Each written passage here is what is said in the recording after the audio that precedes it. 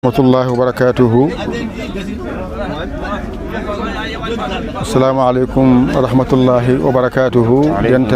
Dental Dina TV ko salminde e juurade e yafnade e wiide alhamdulillahi bil alamin. E ɗo ko Daka ne waɗa haala seeɗa nder heen ɗum noon wona yidde men kono noon alhaali rokkiri hande noon jogui ɗo musidɗo meɗen garɗo yewtande en ko fate Daka ɓuura Daka kadi e lewru Daka on wiye ceerno Cheikh Kebbe hayre law ceerno Cheikh bisimilla aɗa wawi salmi bandiraɓe natana yewtere arande inchallah. Assalamu aleykum wa rahmatullahi taala wa barakatuhu. Alhamdulillahi rabbil alamin wassalatu wassalamu ala asrafil mursalin سيدنا ونبينا وحبيبنا وشفيعنا محمد صلى الله عليه وسلم ورضي الله عن صحابة الكرام الذين صادوا الدين إلى هذا اليوم ورضي الله عن شيخنا التجاني وأستاذنا ونعقاد ولي الله on ولي الله يورب ربا أهايتو مقدمة بمكو reba kadi ha yetto e almuɓe makko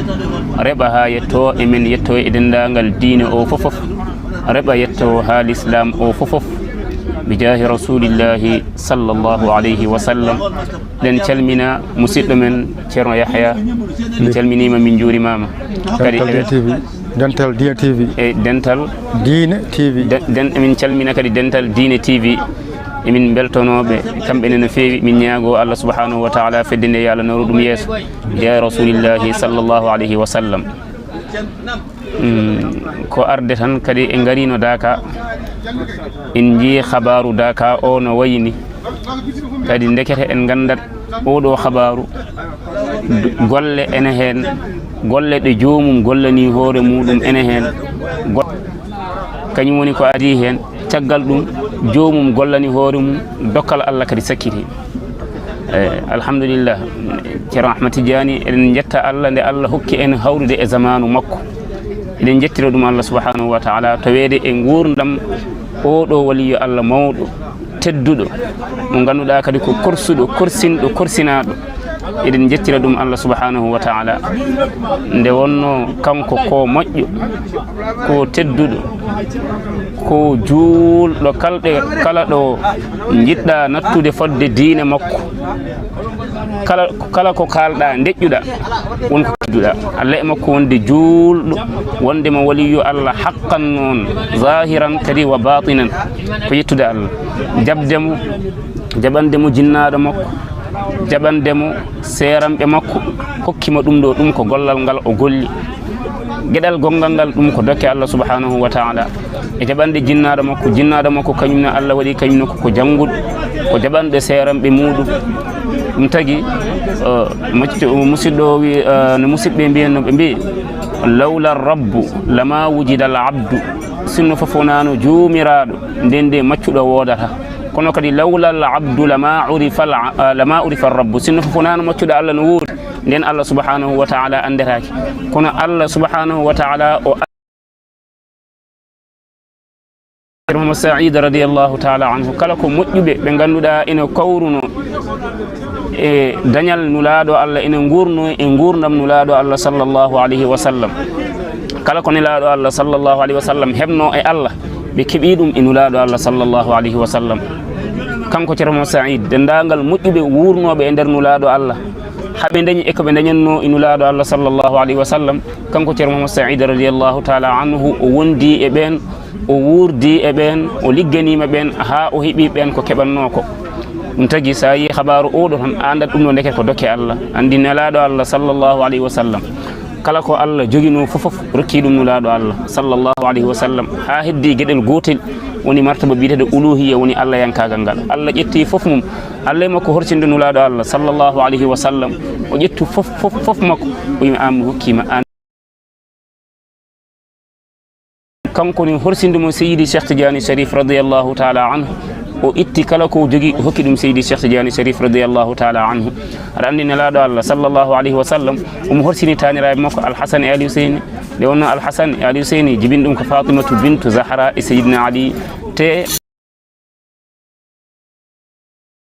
seydi Cheikh Tidiane an ka ɓiyam askitini e Al-Hasan joni dendagal kanko ko Allah hokkunomo kanko nulaɗo Allah sallallahu alayhi wa sallam o hokki ɗum seydi Cheikh Tidiane Sharif radiyallahu ta'ala anhu moƴƴuɓe men yewtuɓe ko nande Cheikh Maral Fouti Tall radiyallahu ta'ala anhu kanko o wuuri e nder nulaɗo Allah ha ko Allah hokkuno nulaɗo Allah hokki ɗum seydi Cheikh Tidiane Sharif radiyallahu ta'ala anhu seydi Cheikh Tidiane o hokki ɗum Cheikh Maral Fouti Seydi El Hadji Malick Sy en keɓi ɗum ha ceerno Mahamadou Saïd radiyallahu ta'ala anhu kañumni hepti ngal ɗon gollal hepti ngal ɗon dokkal watti ɗum e ɓiwni ceerno Ahmad Tidiane radiyallahu ta'ala anhu ɗum noon kadi ko yettude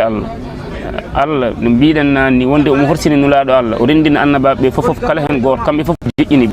o wadde mabɓe aadi wa idha khada Allahu mithaqa an-nabiyina lama ataynakum Allah wadde mabɓe kamɓe fof aadi annabaɓe fof o wiɓe mbiɗa jogui maccuɗam goto ko nulaɗo Allah sallallahu alayhi wa sallam so ari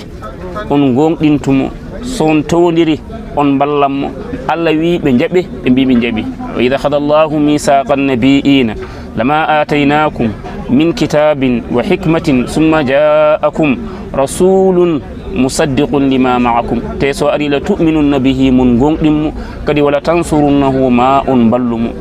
Allah wi qala aqarartum on jaɓide ɓe mbi qalu aqrarna wadde eɗen paama dendagal nulaɓe koɓe nula ko fof ɓe nula koye nder nulal nulaɗo Allah sallallahu alayhi wa sallam e ko jokkoneɗen e nane e wiide dendagal ko Allah jogui o hokki ɗum nulaɗo Allah sallallahu alayhi wa sallam e wiide dendagal annabaɓe kamɓe fof koɓe jogui ko ɓe dañiri ɗum ko saabu nulaɗo Allah sallallahu alayhi wa sallam saabu Mouhamadoul Bousiri omo haala o wi wa kullu ayin ata rusulul kiramu biha fa innama tasalat min nurihi bihi kala hen goto e annabaɓe mo ganduɗa ene jogui kawis mo ganduɗa ene waɗa titoro ene hawniniro on ɗon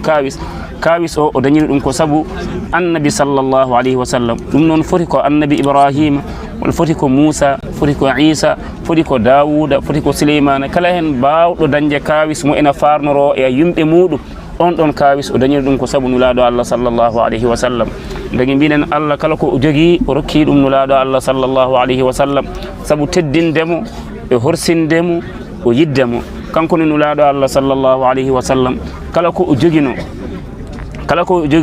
o hokki ɗum seydi Cheikh Tidiane Sharif radiyallahu ta'ala anhu ceerno Saïd ronti ɗum ceerno Ahmad Tidiane ronti ɗum ɗon kadi diina o nde Allah tagata nulaɗo Allah sallallahu alayhi wa sallam walla nde o tagata annore nulaɗo Allah sallallahu alayhi wa sallam diina o fuɗɗiri ko tijaniyankagal Allah nde o fuɗɗata windere makko nde wondere nde fuɗɗi koye tijaniyankagal caggal nde tijaniyankagal ngal ɓenni Allah nanni hen ko wiite daka Allah nde o tagi annore nulaɗo Allah sallallahu alayhi wa sallam nde o tagi annore nulaɗo Allah sallallahu alayhi wa sallam waɗan ɗum ko wiite tijaniyankagal o ƴewan ɗum fodde wirgalloji 12 kala hen wirgallo ene jogui ko wirdete toon kala wirgallo ene jogui ko wirdete toon wirgallo 12 ujunnaje 12 wirgallo 11 fodde ujunnaje 11 wirgallo 10 fodde ujunnaje 10 wonko wirdete toon wirgallo 9 fodde ujunnaje 9 wonko wirdete toon wirgallo 6 fodde ujunnaje 6 wonko wirdete toon wirgallo 7 fodde ujunnaje 7 wonko wirdete toon fodde duuɓi ujunnaje 7 wirgallo ngo ganduɗa ko 6 fodde duuɓi ujunnaje 6 wonko wirdete toon wirgallo ngo ganduɗa kadi ko 5 ɓiijo fodde duuɓi ujunnaje 5 wonko wirdete toon taw annore nulaɗo Allah sallallahu alayhi wa sallam ene woni toon ene wirda ene rewa Allah subhanahu wa ta'ala ha wirgallo 4 ɓiijo ha wirgallo 3 ɓiijo ha wirgallo 2 ɓiijo ha wirgallo 1 watton fodde duuɓi ujunere o won toon omo wirda ha a faamide o gasni e gonɗon wirgallo nde o gasni ay ɗin ɗon wirgalloji 10 ɗi woni Seydil Hadji Malick sappo e ɗiɗɗi ɗum woni ko Seydil Hadji Malick wiyata fa qudratum minnatun min qabliha idamun wa rahmatun wa sa'adatun li mustalimi karamatun ba'daha fil addi manzilatun hidayatun wa nubuwatun fala tahimi ay ɗiɗo sappo neyde wa rifa'atun ta'atul mawla shafa'atuhu fi hatta mamu li dhat tartibi fahtakimi ay ɗiɗo sappo e ɗiɗi nde Allah tagi annore mum sallallahu alayhi wa sallam toon ɗum ko ya jaggo wirdu woni toon fodde duuɓi 12 ujunere omo jippo woni a faami tijjaniyankagal ngal nan ɗon caggal ɗum nde tijjaniyankagal ngal timmi Allah imi waddaka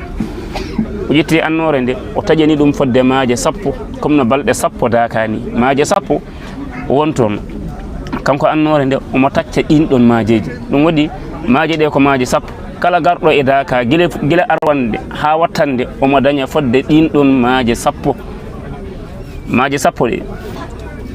nde annore sallllahu alayhi wa sallam tacci nde kala garɗo daka gila e arwande o tawa balɗe 10 comme no ceerno en tawirte balɗe 10 ni de timmini emo arani arwande kadi daka kadi ni heewi ɓuuri ay so tawi dawal Allah ngal angal waɗe ay jooɗiɓe kamɓe ɓuuri hewde a faami ɓural e dariɓe dawal Allah ngal so tawi angal waɗe jooɗiɓe ɓe to jiiɗa e yeeyoɓe jooɗiɓe ɓe ɓuuri hewde a faami baraji haade kay wona gantu darni ɓen ɗon haade kay wona gantu darni ay jooɗiɓe ɓuuri hewde baraji joni noon gon ɗin ɗon maaje 10 ɗen ɗon maaje 10 kanko nulaaɗo Allah sallllahu alayhi wa sallam o tacciɗe joni noon taccude ɗin ɗon maaje 10 kañum woni balɗe 10 dakaji woni ko ceerno Saïd wiyanno ɓame on dañi o ene mofti e nder ɗeɗo maaje 10 ene mofti e nder ɗeɗo balɗe 10 ay balɗe 10 ɗe ganduɗa daka men ɗi mofti koye maaje 10 ɗe ganduɗa kanko nulaaɗo Allah sallllahu alayhi wa sallam annore makko nde tacci woni wa qati'un abhuran ya an biha sabaqa aljami'a min nadratin walhubbi walruhami wa qudratin summa ikramin wa ma'rifatin safa'atin wa hudan juudin wa min hikami ay maaje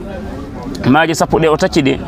kanko annabi sallllahu alayhi wa sallam ko heen ko woni ko daƴiri dendagal annabaɓe taccudema maaje 10 ɗe ɗum woni a faamide ko daƴiri dendagal annabaɓe o tacci maayo ene wiye nadratullahi darande Allah o tacci maayo ene wiye hubbillahi yidde Allah o tacci maayo ene wiye ruhami woni yurmede Allah o tacci maayo ene wiye qudratullahi woni hattan Allah o tacci maayo ene wiye ikramin woni teddugal Allah o tacci maayo ene wiye ma'rifatullahi andude Allah subhanahu wa ta'ala o tacci maayo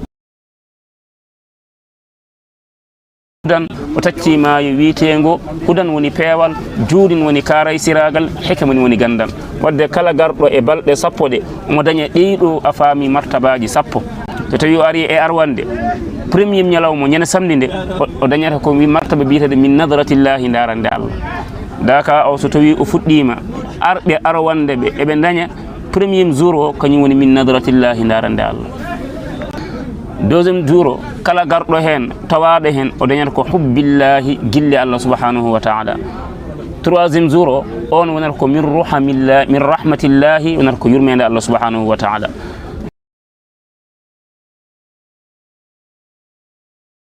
ñalawma battuɗo joyeɓijo kañum wiyete ikramin teddugal Allah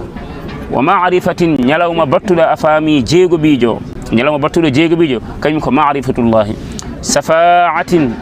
ñalawma battuɗo jeeɗiɓijo ko wiyete safa'atu ko wiyete tefore ko tefenede ko ɗum woni ko dañata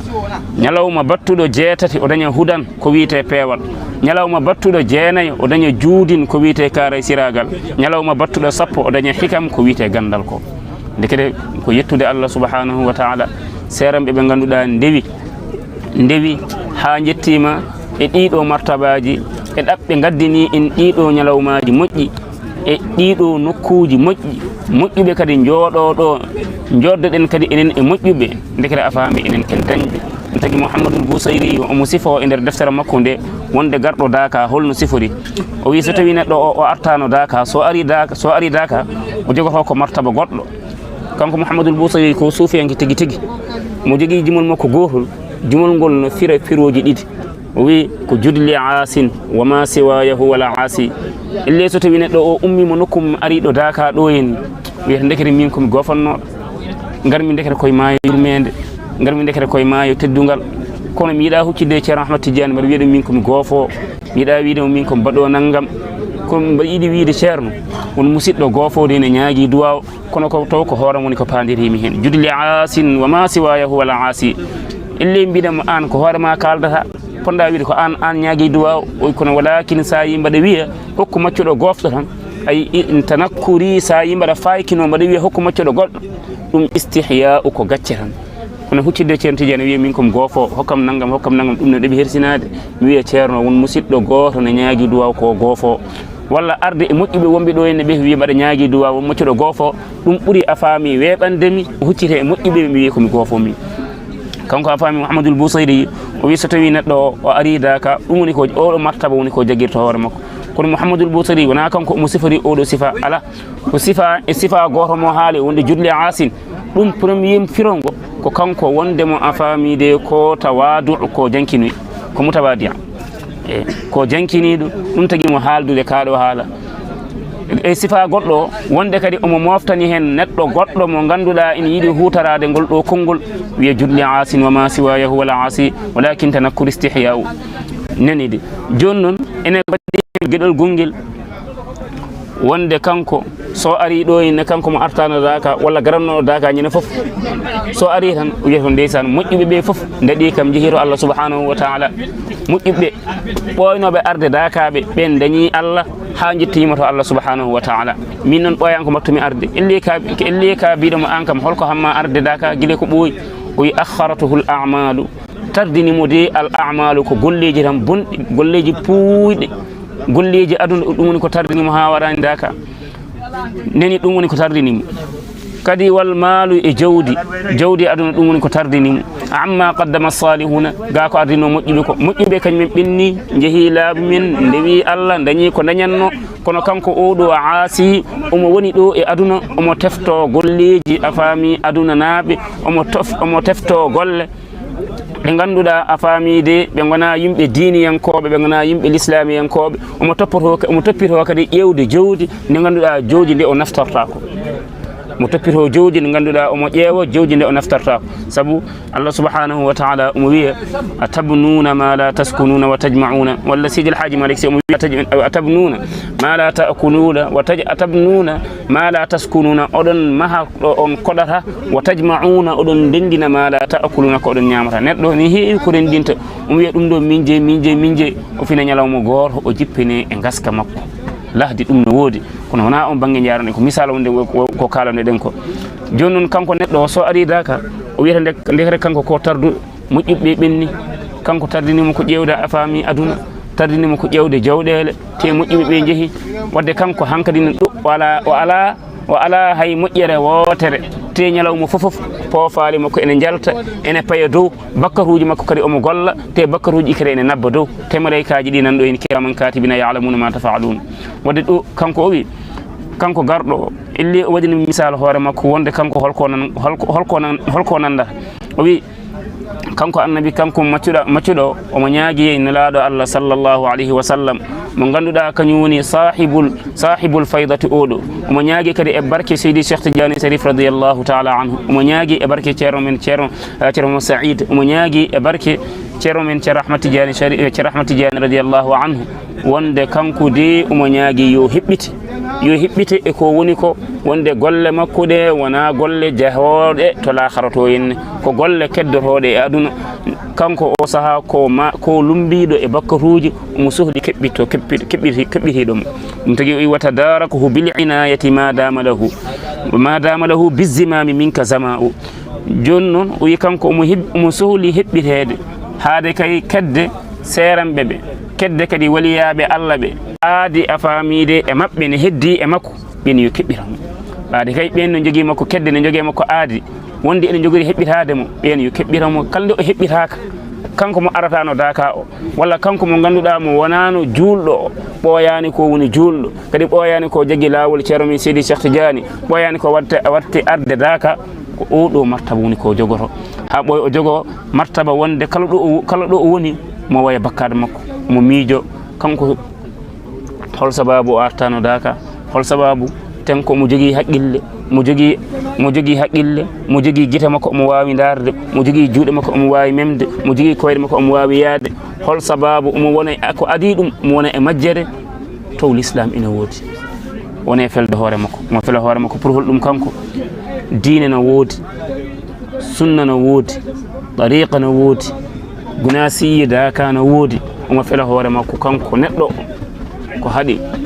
ko ko adi laawol ngol ɗo ko adi o jagga ko adi wona ko haɗi o nahrano l'islam ko haɗi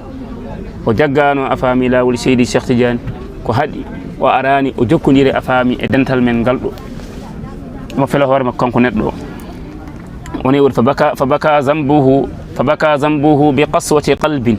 fabaka zambuhu bi qaswati qalbin taw nahati dam'u fal buka'u hankadi wagada hankadi no o wattina kanko neɗɗo o yaatibu omo fela alqada'u hoddiro o yi'i ɓaɗandi ko hoddiro tan woni wadde ni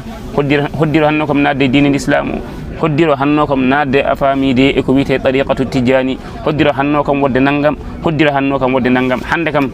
hay feere wotere mi ala malahu hilatun siwa sowna hilatil musaqi walla musiqi mi ala hay feere wotere sana feere wotere joguimi feere tongaɗo ma woni imma tawassulun o ñaago sabu nulaɗo Allah walla o ñaagoro sabu Seydi Cheikh Tidiane walla o ñaagoro sabu deftere Allah subhanahu wa ta'ala aw du'a walla o ñaago yo wap min hande ko nde feere han woni ko joguimi nde won def yoga en defte mbaɗa bi ghufranillahi wa haba'u mbiya ma lahu hilatun نجد أو سقطه من الذنوب ديون سدت في اقتضائها ولا وغدا يعتدب القضاء ولا عذر لعاس فيما يسوق القضاء يفف إنه ودي ولا ما له حيلة سوى حيلة الموسق بغفران الله وهي هباء فف إنه ودي kanko neɗɗo watta felde hoore makko ko haɗi warani o jaggi a faamide e laawol Seydi Cheikh Tidiane Sharif radiyallahu ta'ala an omo fela hoore makko ko haɗi o natani dine l'islam omo fela hoore makko ha ɓoya o wi ndekete wona min ko hoddiro hande hay feere wotere mi ala sana feere tongaɗo ko imma tawassulun ma o woni o jokkorima sabu nulaɗo Allah walla sabu Seydi Cheikh Tidiane walla sabu a faami ngal ɗo dental daka no wayni walla aw du'a'un walla o ñaago Allah subhanahu wa ta'ala kanko tongaɗo yo woppiti enen noon o saaha ko ɗon woni ko tolniɗen enen ɓeɗo arɓe ɓe foof jiiɗen tan ko feere tongaɗo ko imma tawassulun o jokkoro aw du'a'un walla o du'o ɗum woni ko joguiɗen eɗen ñaagui noon Allah subhanahu wa ta'ala garguel men gayenne woto won mere eɗen ñaagui Allah subhanahu wa ta'ala yo Allah jaɓana en golleji mbaɗaɗi gayenne ɗi yo Allah jaɓana en golleji ɗi foof Allah kadi junnana en gurdam mawɗo men o ceerno Ahmad Tidiane Ba radiyallahu ta'ala anhu yo Allah junnu gurdam ɗam kadi o ɓooya dusde en ɓooyen wondude e makko o ɓooya dahmidde en ɓooyen dahmitade e makko sabu rasulu sallllahu alayhi wa sallam e kadi e jarnade fofof tan kadi e weltanade yimɓe fofof tabarakallahu kadi ko weltade arde no min gari dakani min jiiri habaru o ni kadi so tawi ene haale yo yimɓe ɓe ketto kala kene haale hen so tawi ene e konguɗi so ene e noppi so tawi Allah ene jogui dokkal muɗum hay so wi jomum ni heɗaki wirti nofuru tan ene wawi Allah newnono jomum daña fathu daña moƴƴere ene hen noon kañumen a tanka ɓe keɗaki ɓe golliri ɓe dañca ɗum tagui Allah wi ya ayuha alladina amanu la takunu kalladina qalu sami'na wa hum la yasma'un inna sarra dawabi inda Allahi summu lbukmu alladina la yaqiluna walaw alima Allahu fihim khayran la asma'ahum wala wasma'ahum la ene haala walla a faamide nulaɗo Allah sallllahu alayhi wa sallam ene haala walla lomtiɓe nulaɗo Allah sallllahu alayhi wa sallam ene kaala keɗoɗe kettoɗon kettogol moƴƴol oto mbiye on nani taw on nanani so tawi noon on nankinto oɗon mbiya on nani hay so tawi Allah ene muyno nannude on Allah haytat nannude on gande ɗiɗo bandaji powre ɗoyne ɗi ko nafoore mere so tawi an a naftoraki hen goɗɗo ene naftoro hen wadde yo yimɓeɓe kettoto no fewi mbatta hen haqqillaji ga ko dewal Allah woni ga ko jihadu nafsi woni ga ko diine woni ga ko moƴƴere woni ga enen ñaagui noon Allah subhanahu wa ta'ala balɗe sappo batteɗe ga ɗe fofof yo Allah jaɓan en fofof kala ko ɓe ganduɗa mbaɗino hen jawɗele mumen mbaɗino hen doole mumen wonnoɓe hen haqqillaji mumen fofof yo Allah yebtu moƴƴere Allah jogui jobdi yo Allah yebtu moƴƴere eɗen kadi jetta joom télé ɗe ceerno Yahya e kadi yettude dental ngal woni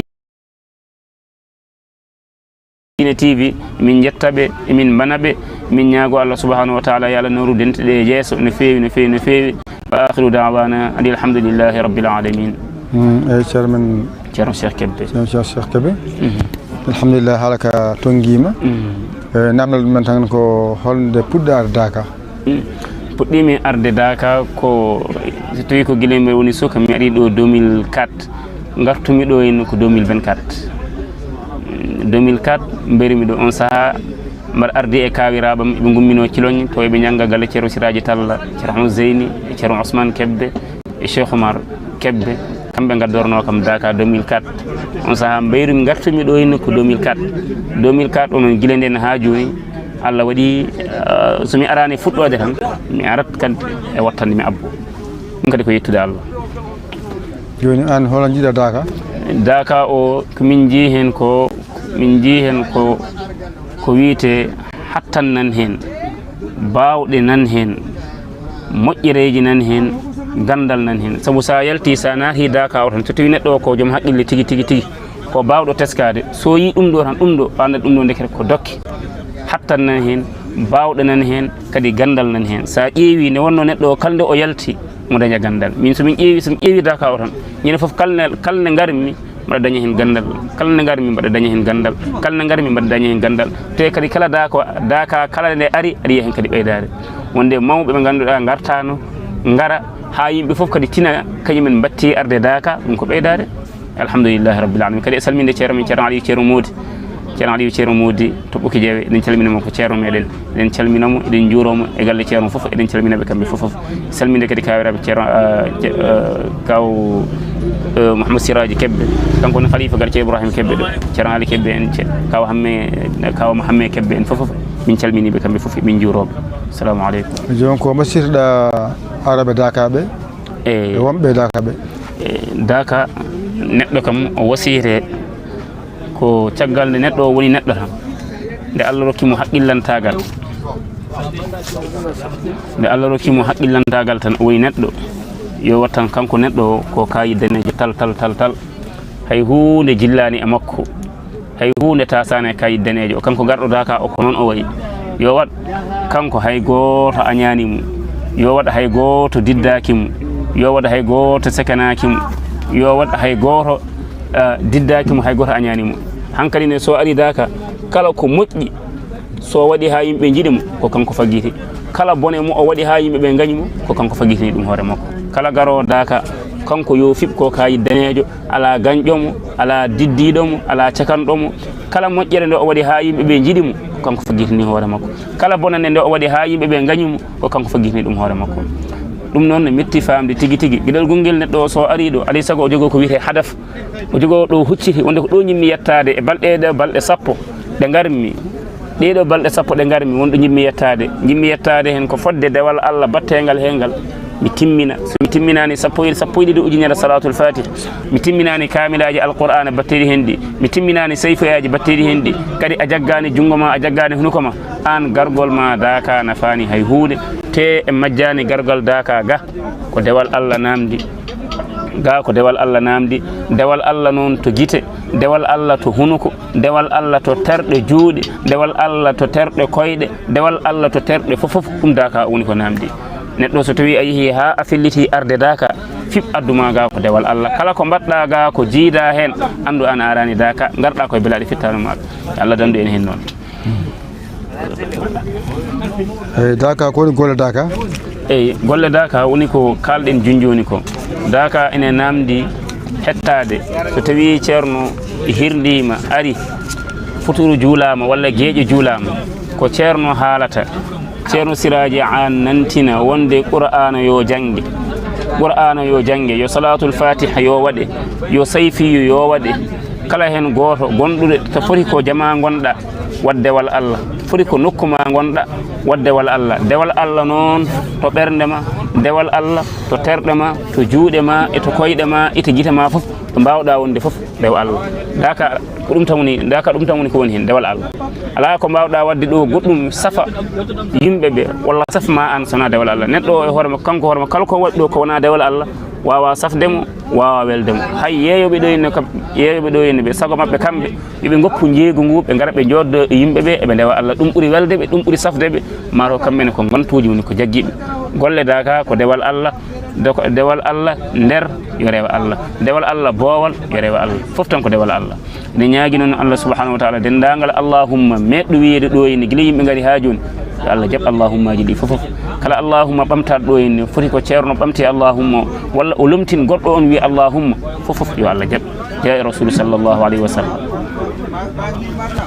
eyyi joni heddi ko hoto ndewɗa e galleji to jangde ma nde hoɗoyi? iyo ndewmi to jangde jangumi alqur'ana koto Dagana noko ene wiye Dagana hedde Richard-Toll to ceerno Ahmad Tidiani Tall toon jangumi kono puɗɗorimi koto kawirabam ceerno Mouhamadou Ali Kebbe ɓi ceerno Ibrahima Kebbe on janginimi alqur'ana ha jofnumi caggal ɗum noon gummimi paami Dagana ko toon Allah hokki kam suura ha ɓarmi toon alqur'ana caggal ne ɓarmi toon alqur'ana gummimi toon garmi Ɓokki Jeewe toon woni ko janggammi ha joni mi woni toon mi ari Ɓokki Jeewe guila 2020 ha oɗo saaha ni ene min tafsiri o saaha koye mo timmatuji ɗi min goni alhamdulillahi rabbil alamin ko ha joni ko hen tan woni komin goni yettude Allah noon yettude Allah emin jawi kono kam seeɗa ala ko barke woodi seeɗa ala ko barke woodi kadi tinna seeramɓe ɓe ceerno Aliyu ceerno Modi e ceerno Mouhamadou Ali e ceerno Ahmad Tidiani ɓe ko tinniɓe ɓe korsinimi noon kala ɗo ndewmi e mabɓe kala hen goto cikkata kañum ɓuuri yiddemi e goɗɗo koɓe moƴƴuɓe koɓe tedduɓe min ngala jobdi mabɓe noon Allah subhanahu wa taala jogui jobdi yo Allah yettuɓe moƴƴere ceerno Mouhamadou Ali Kebbe ceerno Ahmad Tidiani Tall Dagana ceerno Ali ceerno Modi e ɓesgu ceerno Modi fof moƴƴuɓe en duwanoɓe eɗen jarnoɓe kanko mbo sikko ari heccanki kanko ceerno Ali ceerno Modi omo dakama ɓe ɗeyno moɗon min calminimo ni inchallahu taala mbaɗa sikko ko janggo woni ziyara mabɓe kanko ne so Allah jaaɓi inchallahu taala. joni noon ko ɓandirtoɗa dental ngal dental ngal ha joni tan ko waynarade ɓe kamɓe dental ngal kadi e weltanade ɓe e wiide alhamdulillahi rabbil alamin dental ngal ɗo dental enen fof tan foti ko goto foti kon nelɓe goto ari walla ko dental ngal fof ari darde mum feeñi ga henne darde mum yuɓɓi ga henne Allah jogui jobdi yo Allah yettu moƴƴere foti dental mon ngal